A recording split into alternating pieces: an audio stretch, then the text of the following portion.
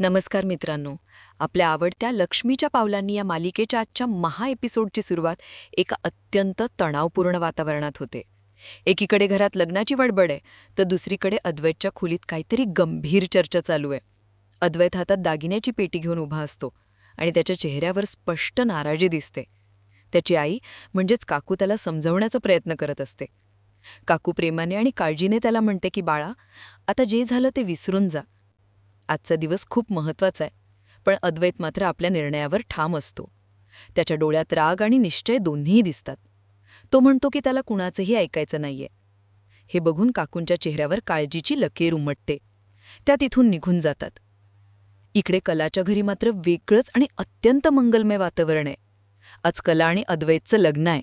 घरातली लक्ष्मी आज सासरी जाणार म्हणून एकाच वेळी आनंद आणि दुःख अशा दोन्ही भावना तिथे आहेत.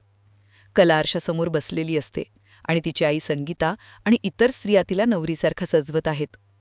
हा प्रसंग बघताना डोळे भरून येतात. संगीता कलाच्या अंगावर एक एक पारंपरिक दागिना चढवते. आधी गळ्यात कोल्हापुरी साज, मग कानात डोल आणि नाकात नथ.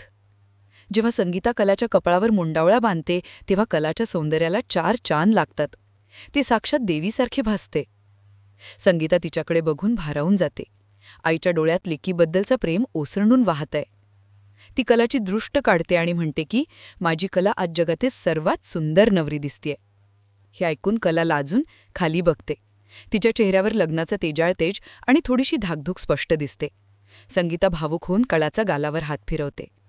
एका आईसाठी आपली लेक सासरी जाणं हा किती कठीण पण शुभ क्षण असतो हे तिथे स्पष्ट जाणवतं.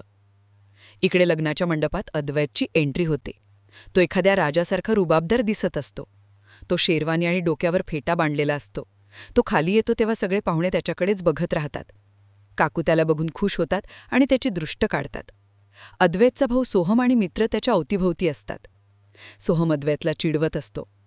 तो म्हणतो, दादा काय दिसतोयस राव, वहिनी तर बघूनच पडेल. यावर अद्वैतच्या चेहऱ्यावर एक गोड स्माईल येते. अद्वैतला राहवत नाही आणि तो कलाला व्हिडिओ कॉल लावतो. इकडे कला तयार होऊन हातात फोन घेऊन उभी असते.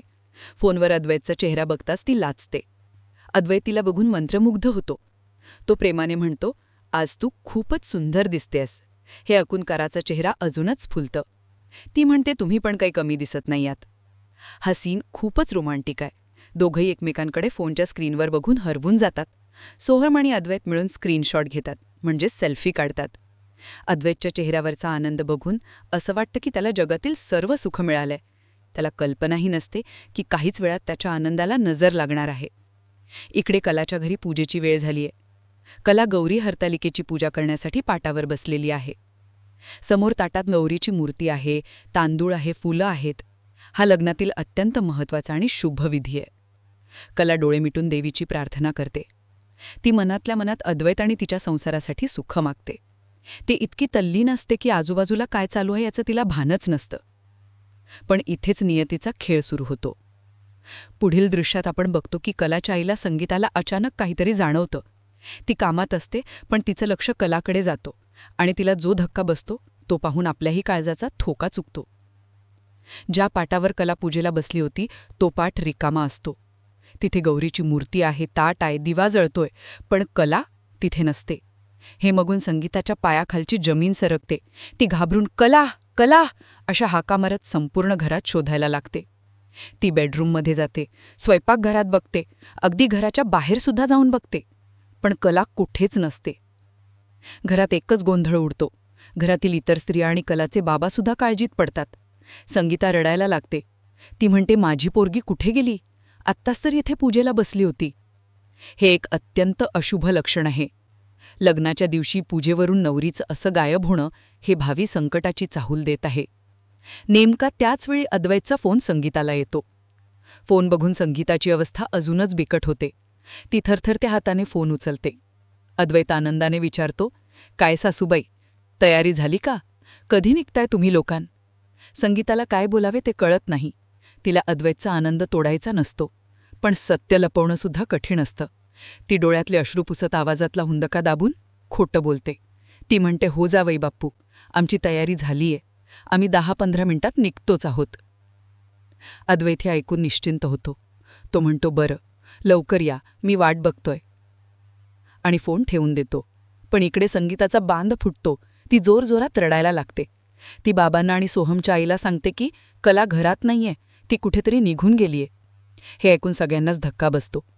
बाबा रागात आणि काळजीने विचारतात की काय बोलतीयस तू? लग्नाच्या वेळेला ती कुठे जाईल? संगीता जमिनीवर बसून आक्रोश करते. ती म्हणते, माझ्या लेकीच्या नशिबात हे काय वाढवून ठेवलं देवा? तिने हे असं का केलं? घरातलं शुभ वातावरण आता पूर्णपणे शोकाकुल आणि तणावपूर्ण झालंय. अद्वैत तिकडे मंडपात वाट बघतोय आणि इकडे नवरीच गायब आहे. पुढे आपण बघतो की अद्वैत पुन्हा फोन करण्याचा प्रयत्न करतो, पण आता कोणीच फोन उचलत नाहीये. अद्वैतच्या मनात शंकेची पाल चुकचुकते. त्याला जाणवतं की काहीतरी गडबड नक्की आहे. त्याचा हसरा चेहरा आता पडलाय. पुढील भागाच्या प्रोमोमध्ये दाखवतात की कला रस्त्यावर एकटीच फिरताना दिसते. ती पूर्ण नवरीच्या वेशात आहे, पण ती गोंधळलेली आणि हरवलेली वाटते. ती कोणाशी तरी फोनवर बोलते आणि रडते. असं वाटतं की तिला कोणीतरी ब्लॅकमेल करते किंवा ती एखाद्या मोठ्या संकटात सापडली आहे. तिकडे मंडपात अद्वैत काळजीत आहे आणि त्याला कळतंय की कला अजून पोहोचली नाहीये. आता अद्वैत काय करेल? तो कलाला शोधून काढेल की हे लग्न मोडणार? हे आपल्याला पुढच्या भागातच कळेल. आणि अशा प्रकारे आपल्या आजच्या एपिसोडचा अंत होतो. तर प्लीज ह्या व्हिडिओला लाईक करा, म्हणजे ह्या व्हिडिओची रीच वाढेल आणि मी तुमच्यासाठी असेच जबरदस्त व्हिडिओ रोज घेऊन येऊ शकेन. धन्यवाद.